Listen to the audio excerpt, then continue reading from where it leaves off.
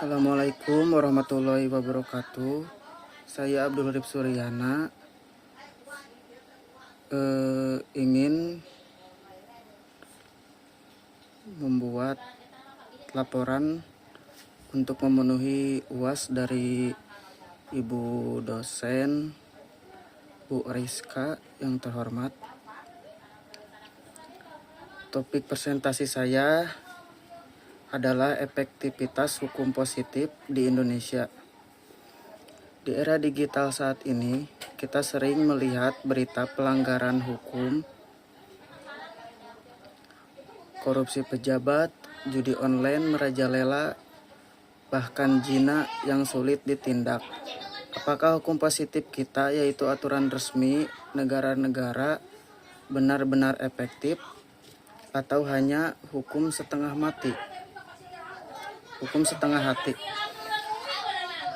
Presentasi ini akan mengupas pengertian dasar teori faktor penentu ala Suherjono, Swekanto, analisis kondisi aktual dengan kasus nyata, serta rekomendasi upaya perbaikan.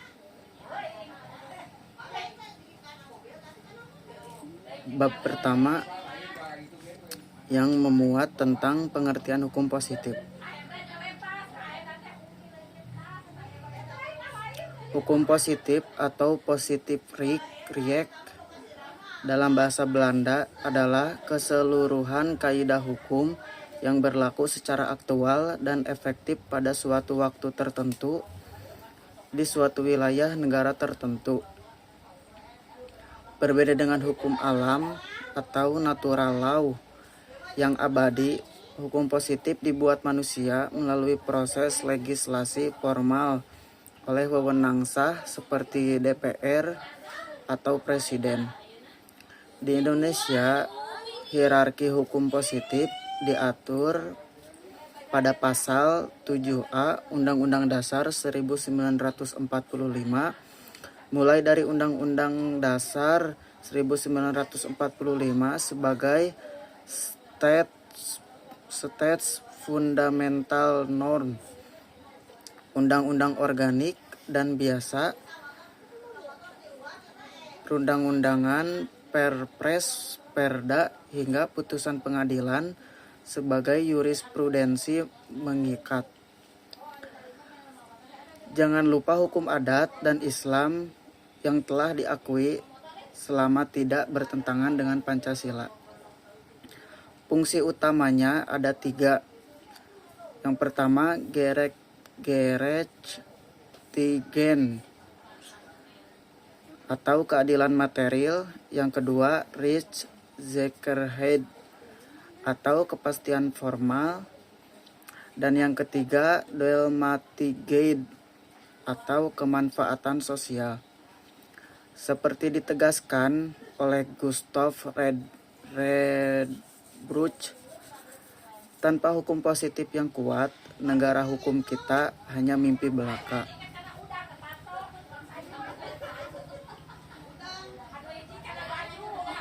Sekarang masuk ke bab kedua, pengertian dan indikator efektivitas hukum. Efektivitas hukum adalah derajat keberhasilan norma hukum dalam memenuhi perilaku masyarakat sesuai tujuannya, diukur dari tingkatan ketaatan mayoritas minimalnya 90%, bukan sekedar sah secara formal tapi realitas sosial. Apakah orang taat karena takut sanksi atau keyakinan batin?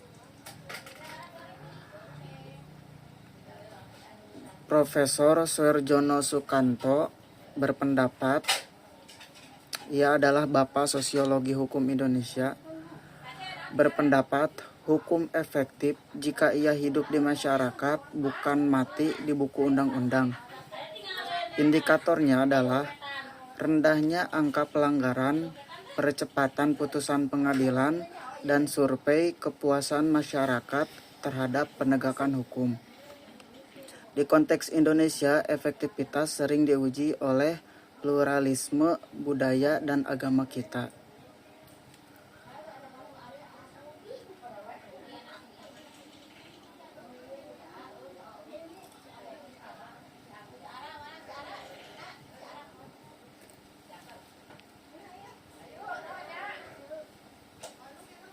Berikutnya adalah unsur-unsur efektivitas hukum.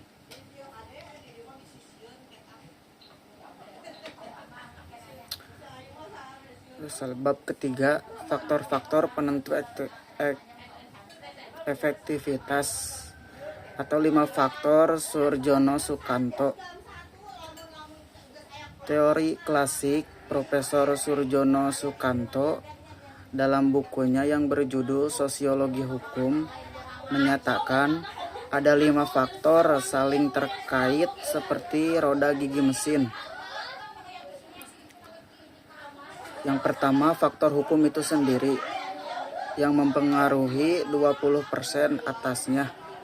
Harus jelas atau tidak multitafsir, sistematis atau hierarki rapi, sinkron atau tidak kontradiktif, dan rasional atau sesuai masalah sosial. Contohnya ada di Undang-Undang Cipta Kerja 2020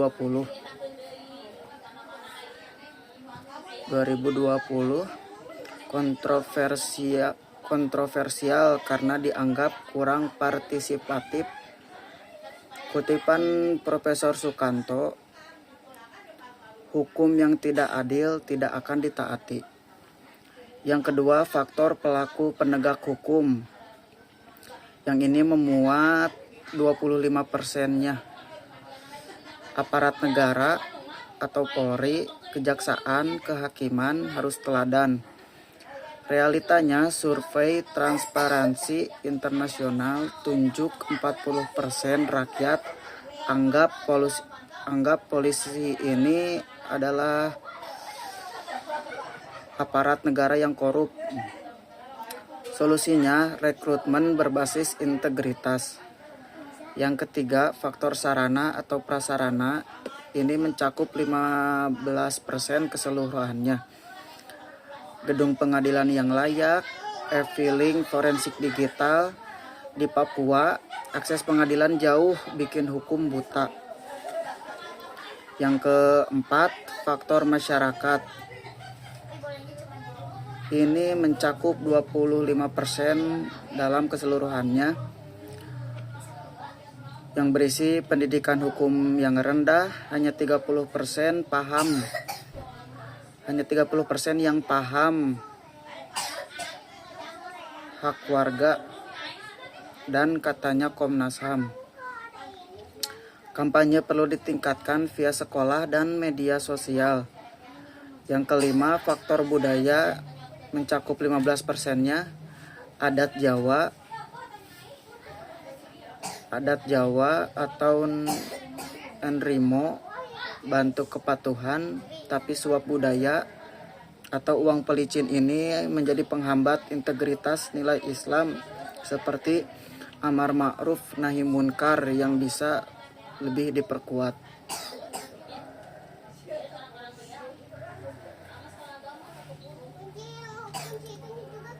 Yang bab keempat ini analisis kondisi aktual di Indonesia. Efektivitas hukum positif kita sekarang ala kadarnya. Indeks Rule of Law World Justice Project pada tahun 2024, Indonesia peringkat 68 dari 142 negara yang dapat skor 0,52 dari skor 1. Kasus 1 adalah jinah dan perjinahan yang terdapat pada pasal 284 KUHP. Hukum positif lemah karena butuh aduan korban, padahal korban sering diam. Data Kemenag, 10.000 kasus poligami ilegal per tahun. Peran ormas Islam krusial, cegah via fatwa dan dakwah. Tapi hukum perlu direvisi jadi delik umum. Contoh kasus yang kedua, judi online. Ini melanggar pasal 303 KUHP dan juga Undang-Undang ITE. Transaksi besar yang mencapai 500 triliun per tahun. Ini data pada tahun 2025. Tapi rajianya hanya tertangkap bandar kecil. Faktornya adalah server VPN luar, budaya hoki, penegak overload. Kasus yang ketiga, korupsi. Ini melanggar Undang-Undang Tipikor. KPK konfiskasi Rp 10 triliun aset 2025 tapi relaps tinggi karena remisi dan garasi. Faktor budayanya adalah mentalis korup di kalangan elit. Kasus yang keempat ini adalah terjadi pada Nenek Minah pada tahun 2013. Potong pohon karet demi hidup, dipidana 3 bulan. Hukum positif gagal beri keadilan subsisten versus kepentingan korporasi. Contoh hukum yang tak sinkron budaya. Tantangannya disparitas urban rural atau politik uang. Bab yang kelima, upaya dan rekomendasi peningkatan. Strategi holistik legislasi atau omnibus law berbasis data dan partisipasi publik. Yang kedua, reformasi aparat, body cam polisi, audit hakim tahunan, infrastruktur 100% e-corn nasional by 2027. Edukasi wajib seharusnya mata kuliah hukum di madrasah dan universitas. Kolaborasinya libatkan ulama atau Majelis Ulama Indonesia untuk norma moral, dukung hukum positif. Mahasiswa juga harus ikut paralegal dan advokasi.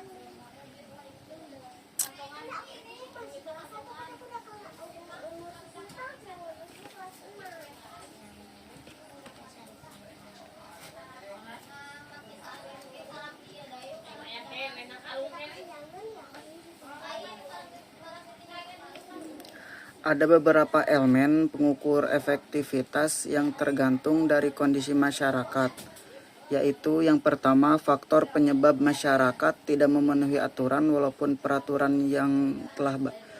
peraturannya sudah baik.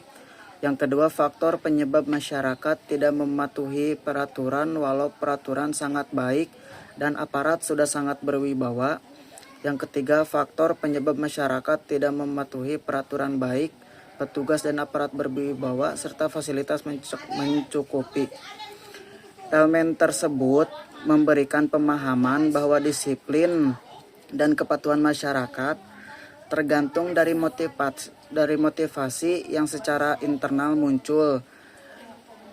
Internalisasi faktor ini ada pada tiap individu yang menjadi elemen terkecil dari komunitas sosial.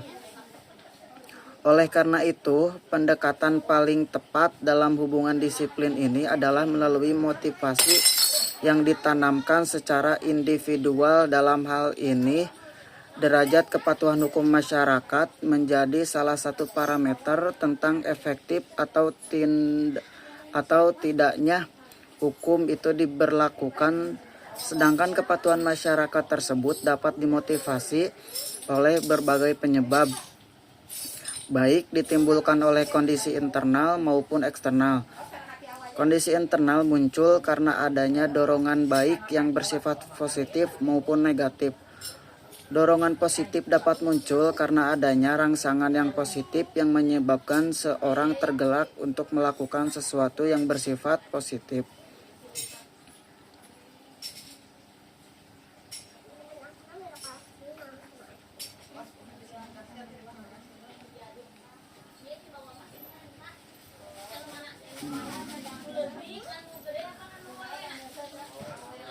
Baik, kita masuk ke kesimpulannya.